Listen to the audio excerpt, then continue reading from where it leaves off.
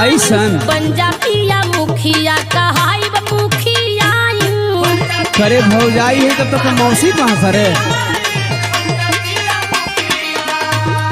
अरे चुप रह, मुखिया बनल इतना आसान बा।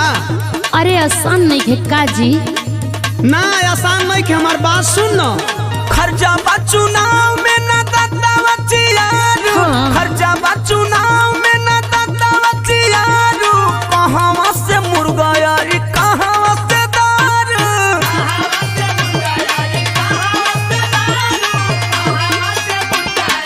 अच्छा तो जे चुनाव लड़ल बा सब मुर्गे दारू बाटता।